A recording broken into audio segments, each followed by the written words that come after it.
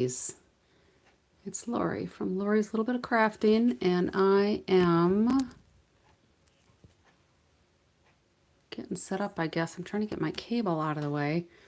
I know why one of my last videos kind of cut out before I was done.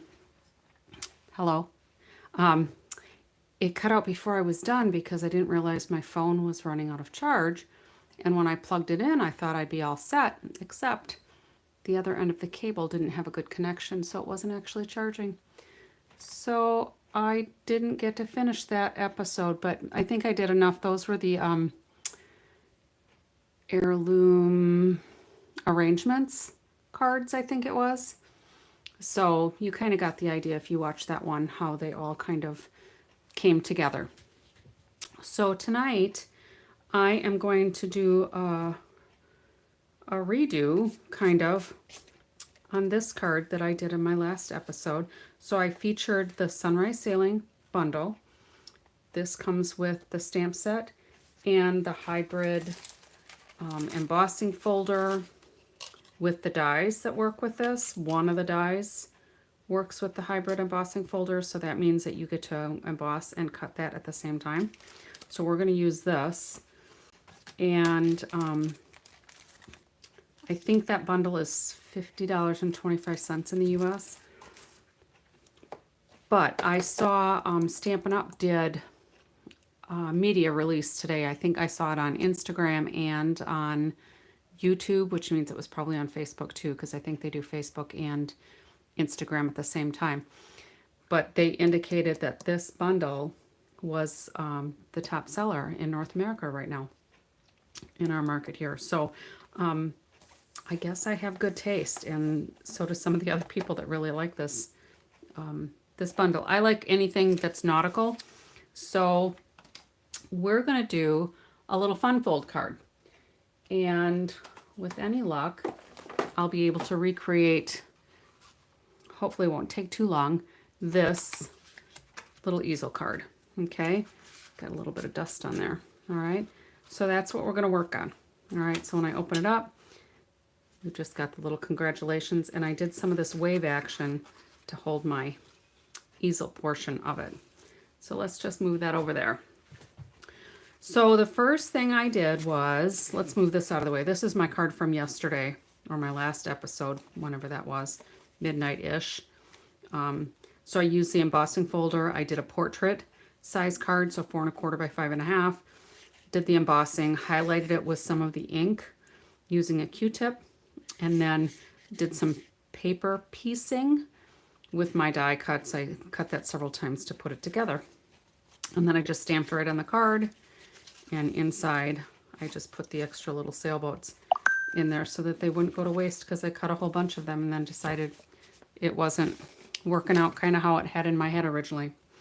So with this card, I actually have a couple of pieces started, so I could actually do 2 cards if I wanted, just so you can kind of see how it lays out.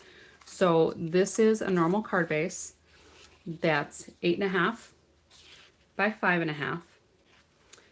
I scored this one at 2 1/4 and at 4 1/4, and then that gets me to this.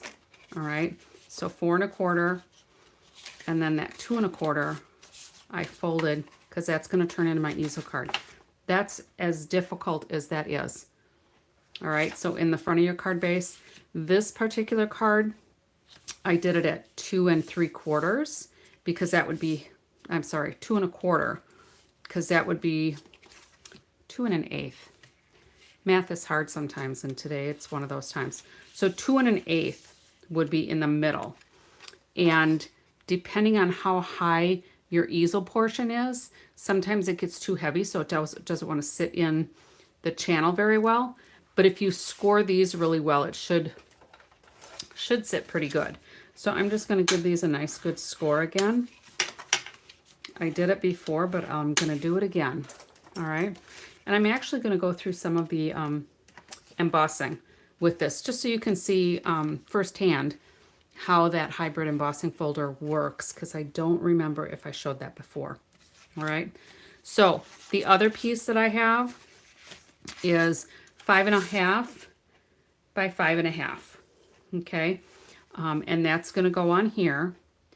But you can see that that's super long. So if we were to put that flat, of course, it's not going to fit in an envelope. So we're going to end up cutting part of that off to make this base to catch the easel. So we're going to run through this through the embossing folder. I'm going to get that out of the way. Okay. And then I have this piece to do the die cutting here to make this decorative piece. All right. And this will cut your wave wherever on the paper you want it to go through, but it'll only cut the top part. All right. So this bottom part does not have a cutting edge on it. So you could put it however long you want that piece to be. All right. I'm just going to do it a little broader than that because I'm going to kind of piece it here with the embossed piece, and that will hopefully make more sense later. All right. And then this piece is going to be for inside our card. So let's go ahead and do that and get that out of the way. We're going to do a congratulations on there, and I'm going to use Misty Moonlight.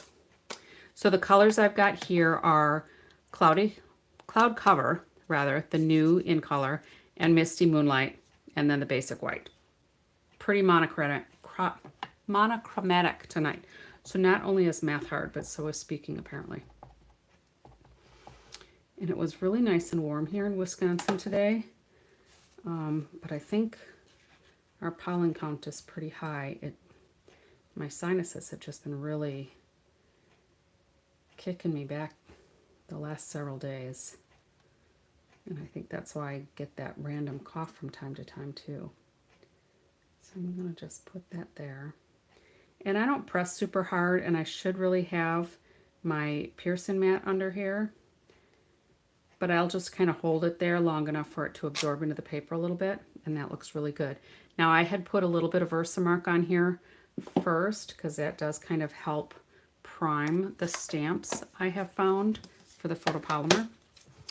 All right, so this we can go ahead and glue into our card base.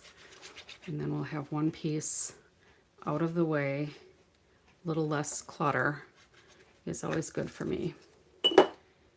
Because as you may or may not be aware, I am a messy, putsy stamper. So we'll put that in there. All right.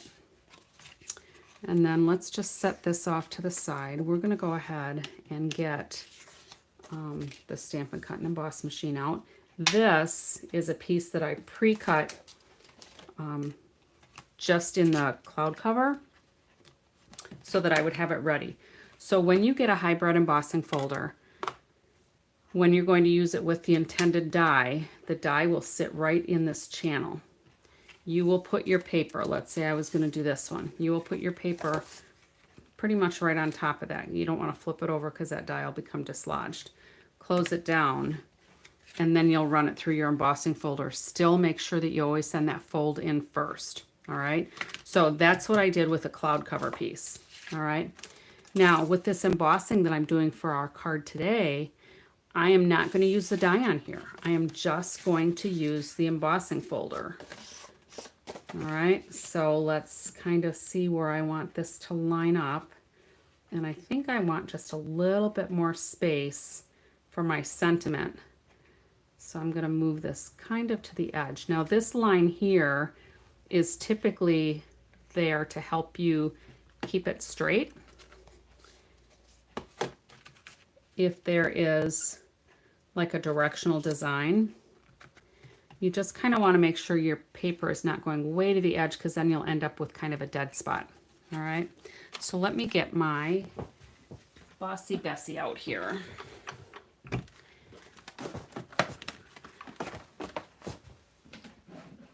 And I have a couple of these because I have one here at my crafting table, and then I have one at the other side of my studio. My studio is not really big.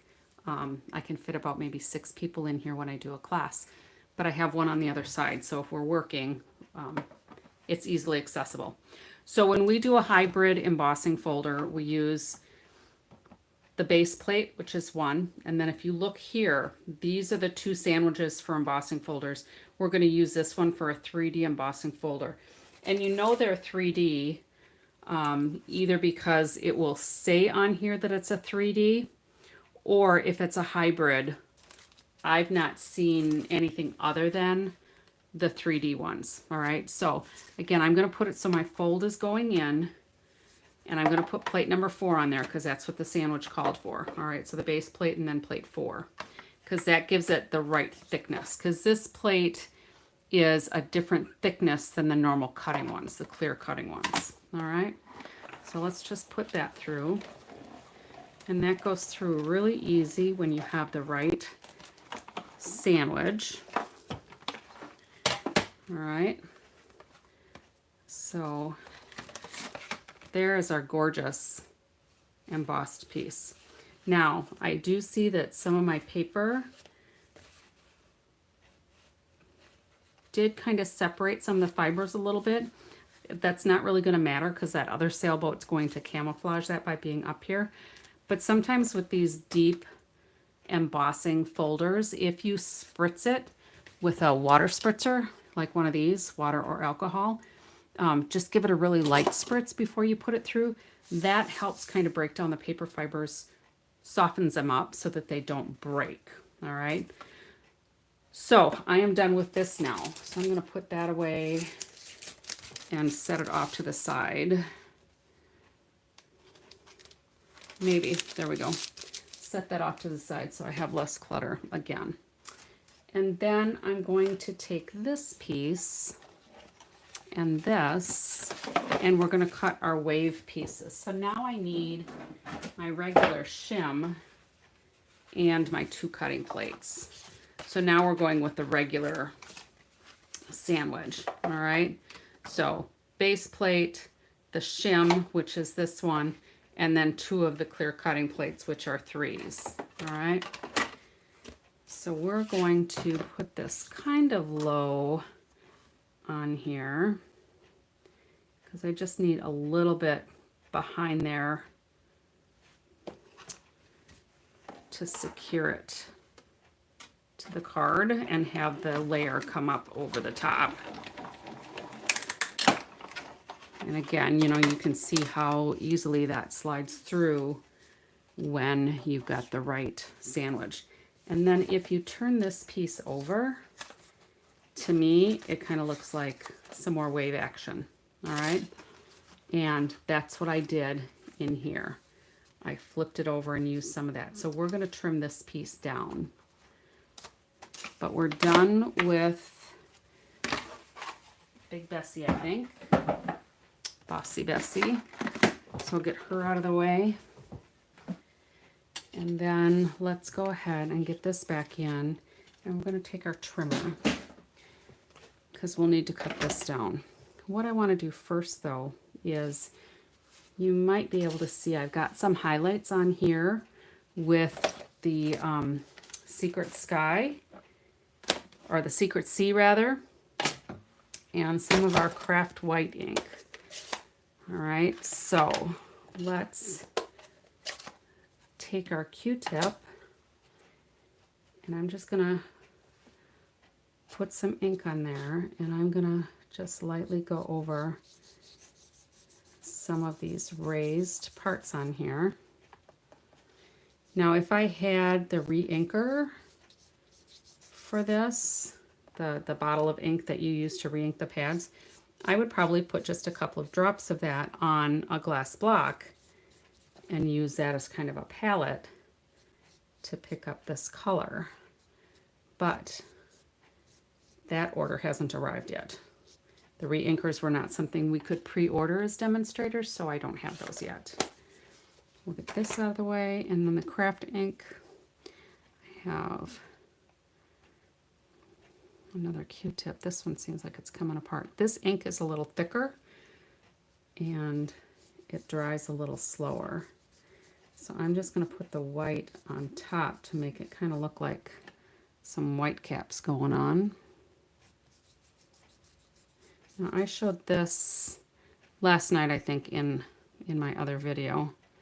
Now this one I could have used the re-inker because I think that would have worked a little bit better.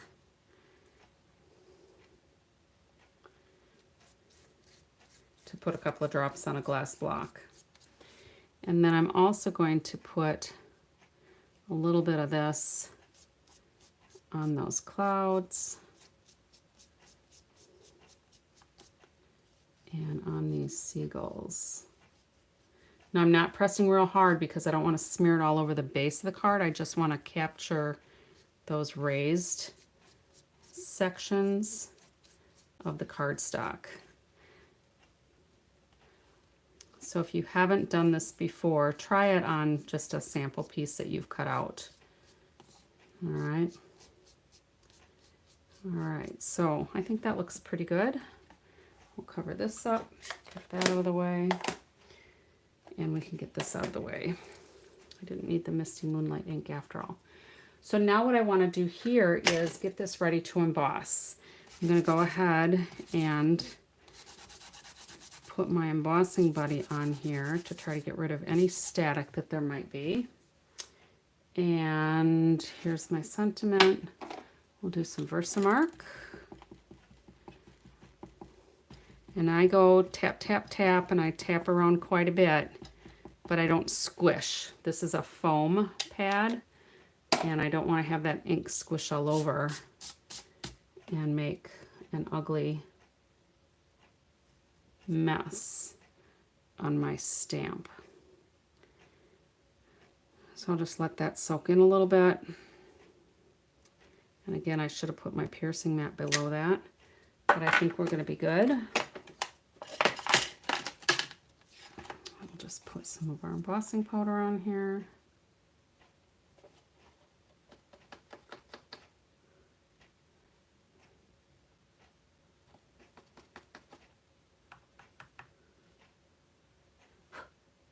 All right, that should be pretty good.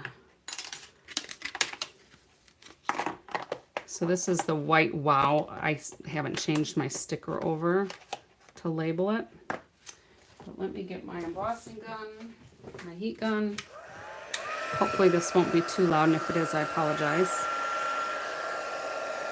Now I like to emboss from the bottom of my cardstock just because it makes it easier for me to see when it's actually melting. Like you should be able to see those letters change. Like I'm right under the grate right now, and hopefully you can see that changing and getting a little brighter.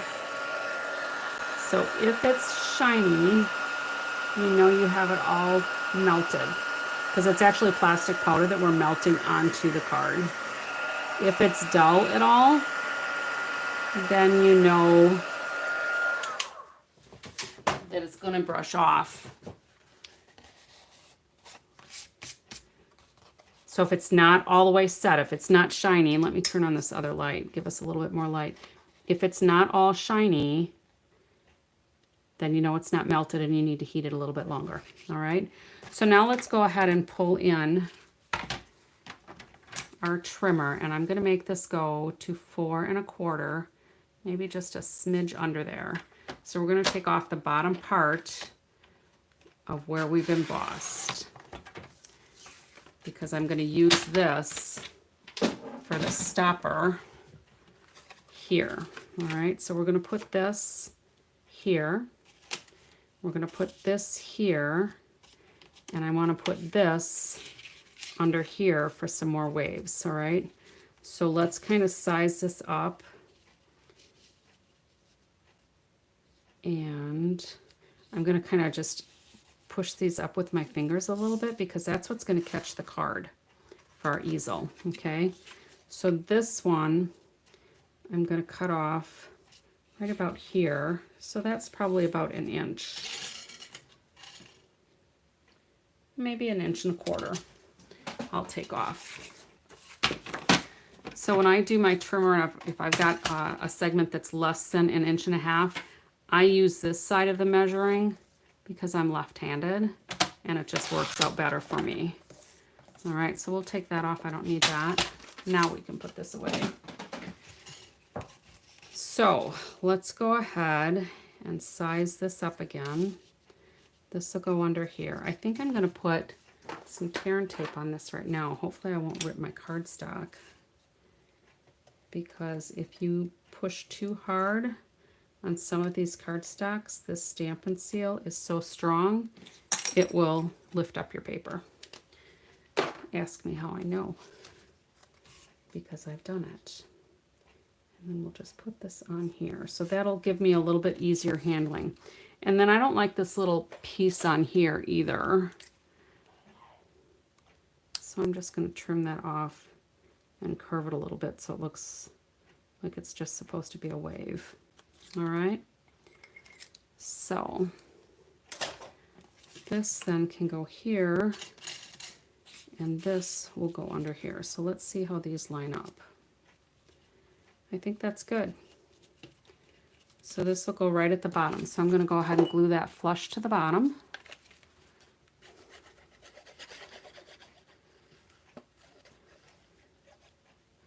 I like doing easel cards. I don't do them real often. But I saw this, and I was just kind of flipping the elements around earlier today, and I thought, I think I should make an easel card. All right. So what we're doing here is we're just giving this a little bulk, because I want this to be able to rest on these waves, because when I put the front on it, it's going to look like a continuous ocean on there. And I don't want to put dimensionals on this here, because when I close it, I don't want all that bulk. All right. So let's glue this on. And I'm not going all the way up to where that scalloping is for the waves, because I want that loose. All right. And we're just going to put this flush on the bottom.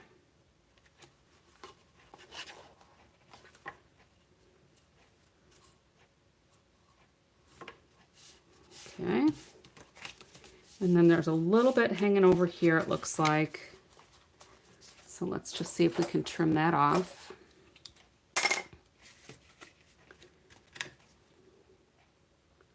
Usually I can trim it from the back, but this time I think because I'm left-handed, it's just not going to cooperate on that side for me. There, that's perfect. Every once in a while I get lucky. All right. So then now we've got our piece that started out at 5.5 by 5.5. We cut off the section, leaving just that 4 1/4 piece, and now we're just going to attach it onto here. So I'm going to put the glue on here, because if I put it on the back of here, invariably I'm going to get it to the wrong place. All right. So I want to make sure that I go all the way up to the fold line, or the score line, and I want to go all the way to the edges. Now, you could put another piece of basic white cardstock, or even your Misty Moonlight, on the back of here to give it a little more stability, but I think this is strong enough that it'll be fine. So I'm going to put this down here. And as long as I haven't pressed it really hard yet, I can shift this a little bit wherever I need it. I guess I have that a little bit crooked. Oh, well. All right. So here's our little waves. I'm going to just kind of push these up just a little bit more. I don't want to crease them. I just want to have them lifted a little bit. So this will go in there. All right. So it kind of looks like continued ocean. And let's just try to tuck this under here and lift it a little bit that way. All right. And then I just need to put a little sailboat on there. All right. So that's how this one is. You could just leave it like this. But I think it has a little bit more impact here. I like how that looks. So this I'm going to put up on some mini dimensionals. And I like using the dark ones, the black ones, when we have dark papers. Because then you don't see them as much if you should happen to get something a little too close to an edge. They just don't, they're lower profile. You don't see them as much as you would a white one. Now, I do like the black dimensionals because when you take the backing piece off, it's really easy to tell that you've got that backing piece off. There's no question. Sometimes with the white ones, you can't quite tell if you've got that backing piece off. So this we're just going to lay on top of there. And there's our card. So that'll sit right like that. It'll lay flat to fit in an envelope. And I think for my envelope, what I will do is I'll just take maybe this sailboat image. I should have left it on the block from last night. Put that on a block here. And we'll use the Misty Moonlight.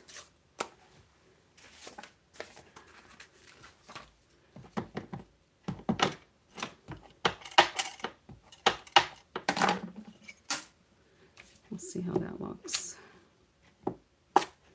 I think this would make a cool card. Stamping some of this stuff off and just making some layers, some random layers. I think I've got a little bit of lint on my stamp. And there, we've got a little sailboat on our envelope. I suppose we could do another one on the back.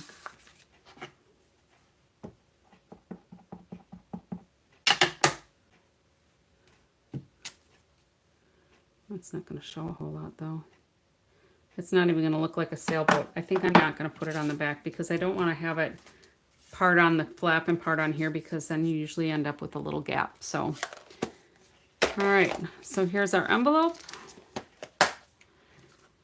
Now the only other thing I don't have on here is some gems. Let's see what we have.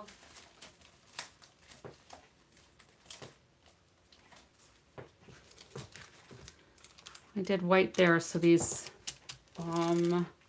antique pearls are not going to work. Although, let me get my Misty Moonlight Stamp and Blend.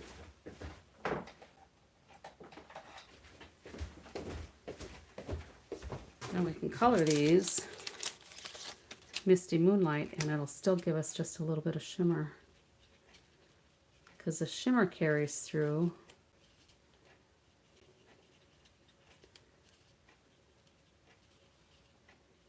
As long as you use alcohol markers, you can color on your gems. You can't use a regular water-based marker because it won't properly dry. Okay. Oh, somebody from my class obviously was using this, or it could have been Riley. And I like to just push these off the plastic. There. It dresses it up just a little bit. So, prototype. Oh, yeah, I did the congratulations on the inside. So this I accidentally used Balmy Blue, I think. Yeah, I think I used Balmy Blue by mistake. So this one's kind of a tricolor. And this one I used the cloud cover with the Misty Moonlight. So there we go. Easy, easy easel card.